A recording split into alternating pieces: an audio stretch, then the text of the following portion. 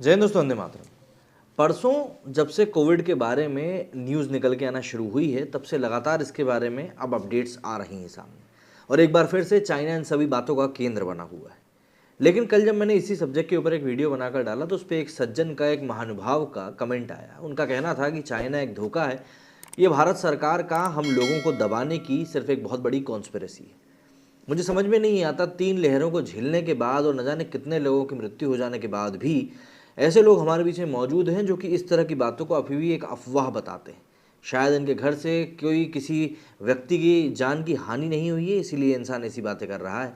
लेकिन आप लोगों को बस मेरा यही कहना है कि अगर थोड़े बहुत प्रिकॉशंस लेने पड़ रहे हैं तो उसमें बुराई ही क्या है।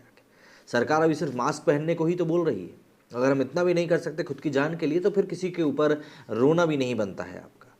हम लेकिन यहाँ पर इस वीडियो में जान लेते हैं कि चाइना में क्या कुछ इस समय चल रहा है और भारत सरकार की तरफ से क्या कुछ अपडेट्स मिल रही हैं अभी कोरोना को लेकर।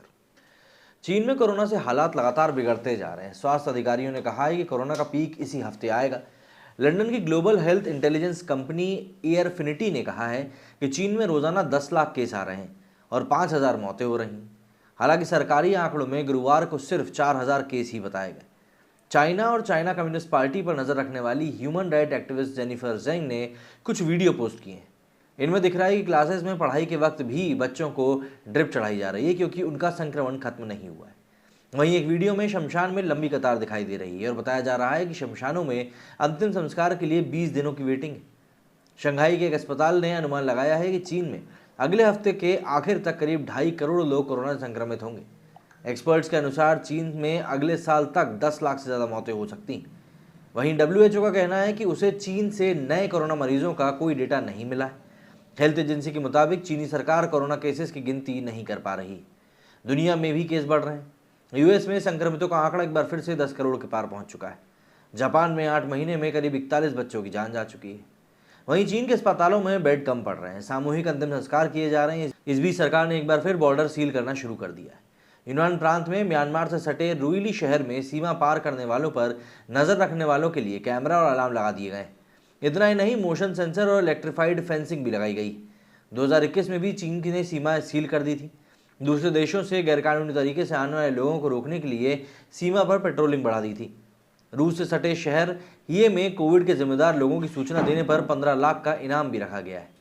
चीन के बाद जापान में कोरोना का खतरा बढ़ गया है। जापान टाइम्स की रिपोर्ट के मुताबिक यहाँ 8वीं लहर आ चुकी और ओमिक्रॉन वेरिएंट के कारण बच्चों की मृत्यु हो रही है। करीब 8 महीने में 41 बच्चों की जान इसी वजह से जा चुकी है।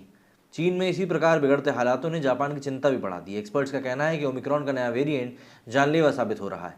ओमिक्रॉन ने अब तक करीब 41 बच्चों की जान ली है जापान में। इनमें से 15 बच्चे पहले से बीमार नहीं थे। इन 15 में से 4 बच्चों की उम्र 1 साल से भी कम थी, 2 बच्चों की उम्र 1 से 4 साल के बीच थी और 9 बच्चे 5 साल की उम्र से ज़्यादा के थे। वहीं अगर हम यूएस की बात करें तो अमेरिका में भी ओमिक्रॉन वेरिएंट लोगों के लिए मुश्किल बढ़ा रहा है।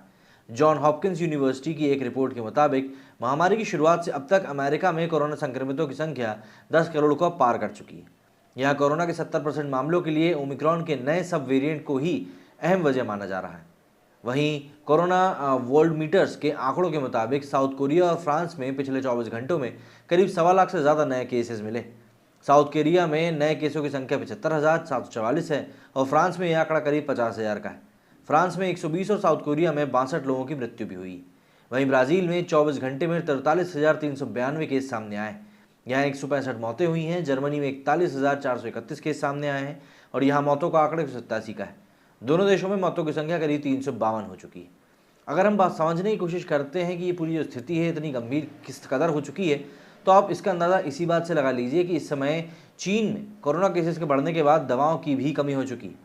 अस्पतालों में भीड़ है और सड़कें खाली हैं। लोग सोशल मीडिया पर दवा न मिलने और कीमत से 200% तक महंगी मिलने की शिकायतें करने लगे। मशहूर हस्तियां भी अपनों का इलाज नहीं करा पा रही हैं। चीन के मशहूर टीवी एंकर वांग जिनसोंग ने बुधवार शाम को एक मैसेज में लिखा कि कोविड की वजह से उन्होंने अपनी मां को अब खो दिया है। पिता को भी 4 दिन से तेज बुखार था। दवाएं नहीं मिल रही हैं, मैं बहुत मायूस हूँ। एक दिन का वक्त है जब मैं अपनी माँ के साथ वीडियो चैट कर रहा हूँ।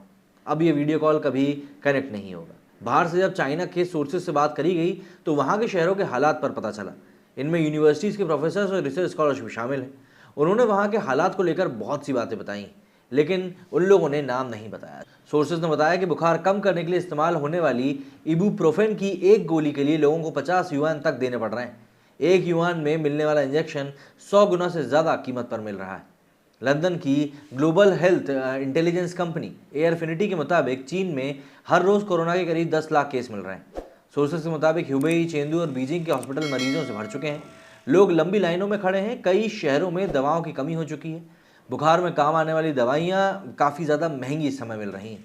ऐसे में चाइना के इन बिगड़ते हालातों के बाद में एक चीज़ तो क्लियर हो चुकी है कि यहाँ पर चाइना किसी भी तरीके से इस बीमारी की रोकथाम में सफलता हासिल नहीं कर पाया है।